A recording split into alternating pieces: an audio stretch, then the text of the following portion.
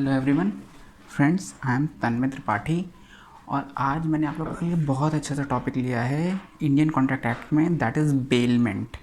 And I am sure कि अगर आप सेक्शन 148 से लेके 181 तक पढ़ोगे और मेरी ये कंसेप्ट को समझ लोगे तो जितने भी सेक्शंस हैं आप उनको कनेक्ट कर सकते हैं and you will get to know what that section is talking all about. ठीक है, चलिए हम शुरू करते हैं। सबसे पहले तो मैं आप लोगों को ये बताना चाहता हूँ, एक जनरल एग्जांपल देना चाहता हूँ बेलमेंट के बारे में। तो हमेशा याद रखिएगा कि बेलमेंट का मतलब क्या हुआ। Understand this thing that without bailment we can not do anything in life. ठीक है, bailment is such a important concept, it is of utmost importance. ठीक है, क्यों? जैसे आपने अपना कपड़ा किसी को सिलने को दिया, दर्जी को सिलने को दिया, तो that is a kind of bailment. दो पार्टी हुई, एक बेलर एक बेली। मैं बेलर हूँ, मैंने अपना शर्ट एक कपड़ा दिया और उसने मुझे शर्ट स्टिच करके दे दी, तो he is having the custody, temporary custody of my goods. And after that, after accomplishing the purpose, जिस पर्पज़ से मैंने उसे दिया है, he will return me back that particular commodity और गुड्स। ठीक है, तो अगर मैं टेलर को अपना कपड़ा देता हूँ और वो मुझे इन रिटर्न स्टिच क्लोथ वापस करता है after a period of time, तो उसने जो स्टिच किया है मैंने उसको उस पर्पज़ के लिए दिया था। ठीक है, for getting that cloth stitched. तो बेलमेंट को इस तरीके से समझने की कोशिश करिएगा। एक छोटा सा एग्जांपल बताया मैंने आपको भी, मैंने दूसरा एग्जांपल दे देता हूँ, आपको थोड़ी सी चीज़ें और क्लियर हो सकती हैं। जैसे कि आप अपनी गाड़ी किसी को रिपेयर होने को देते हो, ठीक है, कि भाई मेरी गाड़ी रिपेयर कर दो, ठीक है, उसमें हॉर्न की प्रॉब्लम आ रही है, गेट इट रिपेयर्ड। तो what is this? This is a contract of bailment. आप बेलर हो, रिपेयरिंग जो मैकेनिक है दैट इज़ बेली। आपने अपनी गाड़ी उसको रिपेयर करने को दी है और तब तक वो उस गुड्स को, आपकी गाड़ी को अपनी कस्टडी में रखता है जब तक कि आपका पर्पज़ नहीं सॉल्व हो जाता, जब तक कि वो गाड़ी रिपेयर नहीं हो जाती है। तो इस तरीके से आप समझ सकते हैं कि ट्रांजैक्शन कैसे हो रहा है बेलमेंट का।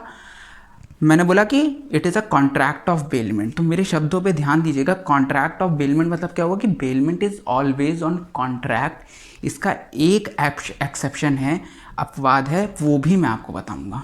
ठीक है, तो पहले हम शुरू करते हैं डेफिनेशन क्लॉज से। तो सबसे पहली चीज़, कॉन्ट्रैक्ट ऑफ बेलमेंट हम बोलते हैं तो मतलब बेलमेंट कॉन्ट्रैक्ट के द्वारा होता है। ठीक है, दूसरी चीज़, इसमें एक डिलीवरी होती है गुड्स की। बेलर बेली को गुड्स देता है फॉर अ पर्टिकुलर पर्पस। हमेशा गुड्स जब दिया जाता है तो एक पर्पस होता है, उसका पर्पस बहुत से हो सकते हैं। अगर आपको पर्पस पता है और इलस्ट्रेशन आपके पास आता है तो आप इजीली बता सकते हो कि is it a contract of bailment और नॉट। ठीक है, तो पर्पस आप थोड़ा सा ध्यान रखने की कोशिश करिएगा, जैसे कि पर्पस है repair, safe custody, utility, use, carriage. ठीक है, ये मोटे मोटे ब्रॉड 5 पर्पसेस मैंने आपको बता दिए। अब हर पर्पस का आपके पास एग्जाम्पल है। जैसे रिपेयर है तो मैंने रिपेयर के लिए बोला कि आपने अपनी गाड़ी, आपने अपना वॉकमैन, आपने अपना फ़ोन, कोई भी कमोडिटी आपने किसी को रिपेयर करने को दी है, तो this is a contract of bailment between a bailor and a bailee. You are a bailor, ठीक है, and the person to whom you are giving that particular commodity for purpose of repairing, वो बेली हो गया वहाँ पे। ठीक है, तो रिपेयरिंग के पर्पस से हम किसी को अपना सामान देते हैं, that is a contract of bailment. दूसरी चीज़, सेफ कस्टडी।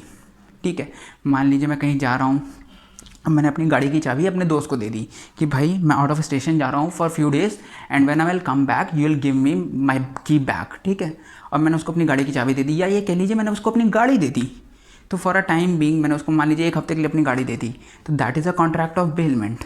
पर्पस क्या है कि सेफ कस्टडी रहे मेरी गाड़ी की। कोई अगर मैं अपने घर के बाहर खड़ी करता हूँ तो it might not be safe, मैंने दोस्त को दे दी तो वो सेफ रहेगी। तो this can also be a purpose of bailment, safe custody.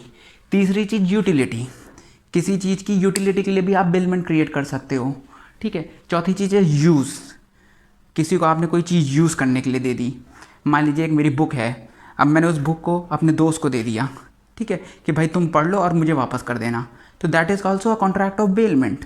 आपने अपनी कोई चीज़ किसी को यूज़ करने के लिए दे दी, उसकी यूटिलिटी क्रिएट हो गई या उसका यूज़ हो गया पर्टिकुलर कमोडिटी का। मिस्टर एक्स ने वाई को कोई भी कमोडिटी दी है for the purpose of utility या यूज़, तो वो भी कॉन्ट्रैक्ट ऑफ बेलमेंट हो सकता है। इसका भी आगे मैं एक बहुत अच्छा सा एग्जाम्पल अभी आपको दूंगा कनेक्ट करने के लिए। एक होता है कैरिएज।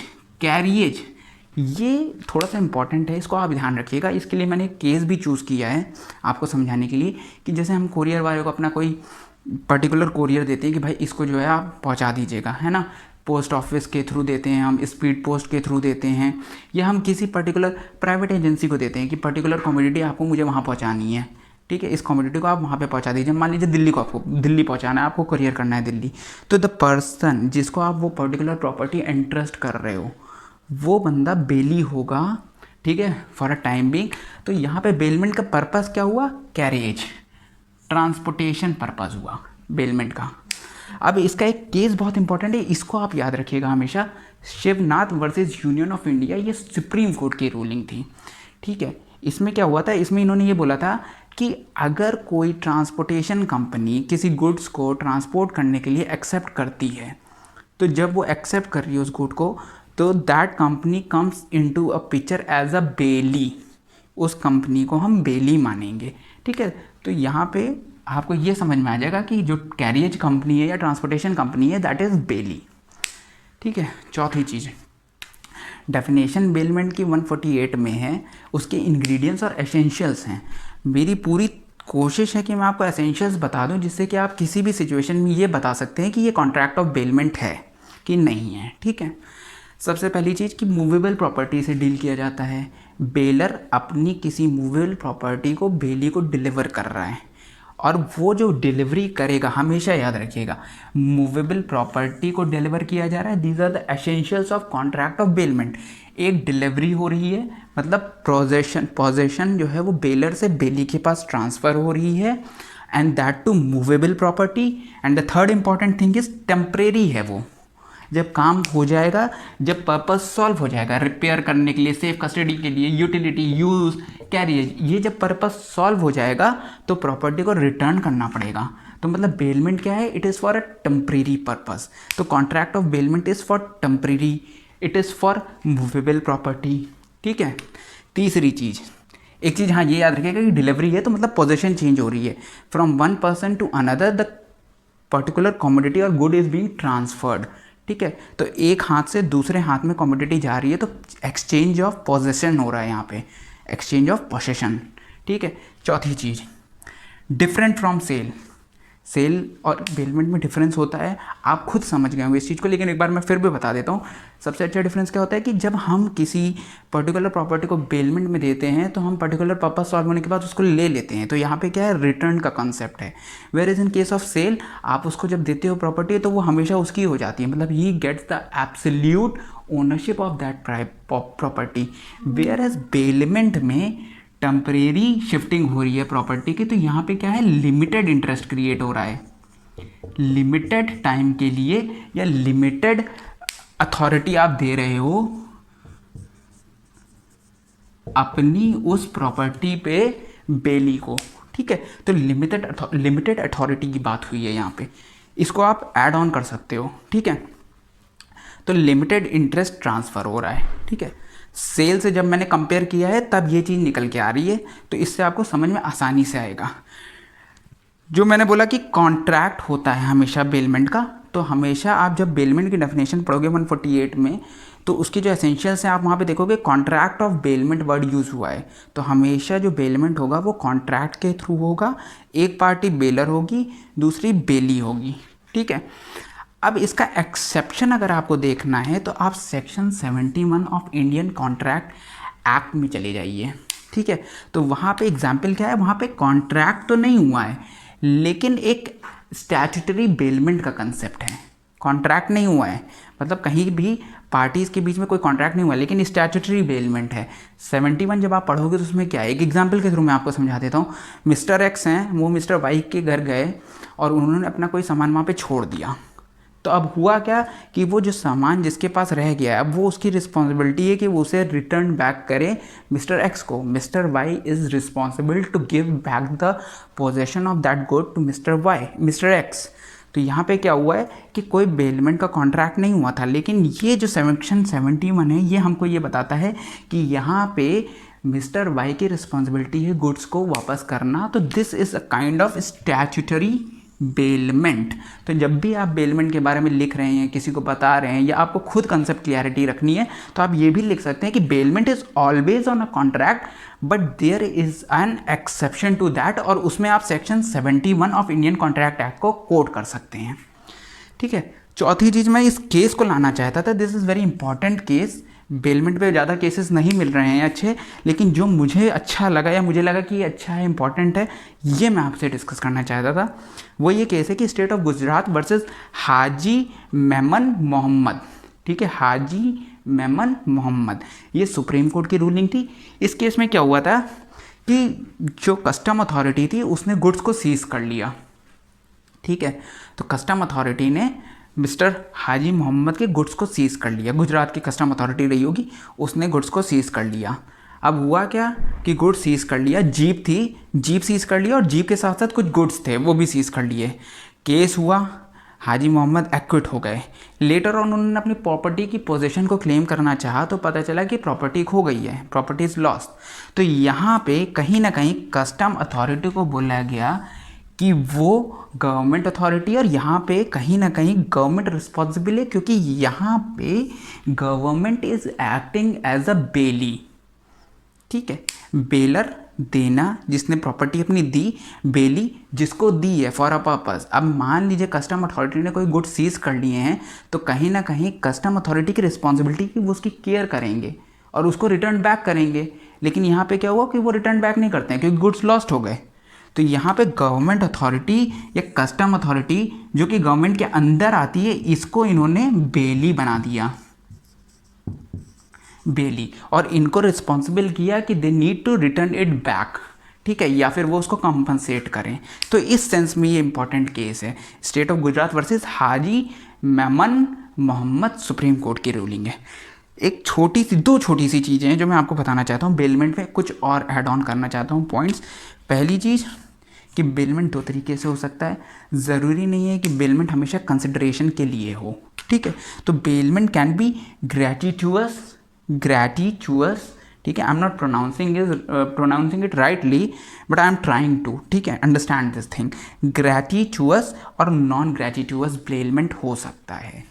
तो ग्रेटिट्यूअस मतलब होता है कि आउट ऑफ ग्रेटिट्यूड मैंने अपने दोस्त को अपनी बुक दे दी, या मेरा दोस्त मेरे घर आया और उसको मेरी कोई चीज़ पसंद आई, उसने बोला भाई मैं इसको यूज़ कर लेता हूँ and I will return you back. तो ये क्या हुआ, एक ग्रेटिट्यूअस बेलमेंट हुआ। मतलब कॉन्ट्रैक्ट ऑफ बेलमेंट एग्जिस्ट करता है लेकिन कोई कंसिडरेशन नहीं है हम दोनों के बीच में। तो कहीं ना कहीं कॉन्ट्रैक्ट विदाउट कंसिडरेशन का एक्सेप्शन भी हो सकता है ये, या है, ये चीज़ भी आप कनेक्ट कर सकते हैं अपने आंसर राइटिंग में, या कभी भी आप इस कॉन्सेप्ट को यूज़ करना चाहते हैं। दूसरी चीज़ नॉन ग्रेटिट्यूअस भी हो सकता है। तो बेलमेंट दो तरीके के हो सकते हैं, it can be with consideration and bailment can be without consideration also. ठीक है, छोटी सी चीज़ ये हो गई। एक और छोटी सी चीज़ बताना चाहता हूँ कि जब डिलीवरी होती है, ठीक है, पोजेशन जब चेंज होती है from one hand to another, या ट्रांसफ़र ऑफ या डिलीवरी ऑफ पर्टिकुलर प्रॉपर्टी होती है फ्रॉम बेलर टू बेली, तो वो एक्चुअल भी हो सकती है और सिंबॉलिक भी हो सकती है। मान लीजिए मेरे को अपना घर रिपेयर कराना है किसी से, ठीक है, मैं आउट ऑफ स्टेशन जा रहा हूँ। अब मैंने उस समय नहीं डिसाइड किया था कि मुझे अपना घर रिपेयर कराना है, मैंने अपनी चाबी अपने किसी नौकर को दे दी। ठीक है, अब यहाँ पे क्या हुआ, मैं उस नौकर ने बोला कि सर मैं पेंट कर दूंगा इस मकान को। तो लेटर ऑन क्या हुआ कि मैं फॉरेन में हूँ, मेरे घर की कंस्ट्रक्टिव पोजीशन, ठीक है, या सिंबॉलिक पोजीशन उस नौकर के पास है, and he is at the same time bailee also. तो वहाँ पे क्या है कि मैंने उसको कुछ हैंड ओवर नहीं किया, अर्लियर उसके पास पोजीशन थी मेरी प्रॉपर्टी की, या कंस्ट्रक्टिव पोजीशन थी मेरे मकान की चाबी की। हो सकता है वो कहीं और रह रहा हो लेकिन मेरे मकान की चाबी की पोजीशन थी उसके पास। तो ये क्या हुआ, सिंबॉलिक हुआ। या कह लीजिए मेरी गाड़ी की चाबी आपके पास है, ठीक है, और आप मैकेनिक हो, तो आपके पास कहीं ना कहीं सिंबॉलिक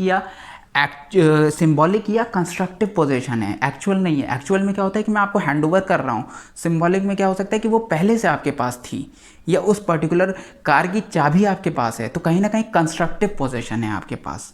ठीक है, एक ये छोटा सा कंसेप्ट आपको ध्यान रखना है। तो ये ऑलमोस्ट सारी चीज़ें बेलमेंट की डेफिनेशन को लेके सेक्शन 148 को लेके मैंने बताई है आपको। इसको कनेक्ट किया है मैंने सेक्शन 71 से, ठीक है, इंडियन कॉन्ट्रैक्ट एक्ट के। इसको मैंने ये भी कनेक्ट किया है आपको कि कंसिडरेशन और नॉन विदाउट कंसिडरेशन भी बेलमेंट हो सकता है। एक चीज़ मैंने आपको बताने की कोशिश की है कि contract without consideration is void, but bailment is an exception to that. Bailment can be made without consideration. Thanks a lot, और प्लीज़ मेरे चैनल, मेरे वीडियोस को लाइक करें। और ये जो भी मैंने बनाई है, मैंने अपने लिए बनाया है, तो मैं जो बोल रहा हूँ आप उसको लिखेंगे तब भी आपका काम हो जाएगा, अच्छे नोट्स आपके बन जाएंगे।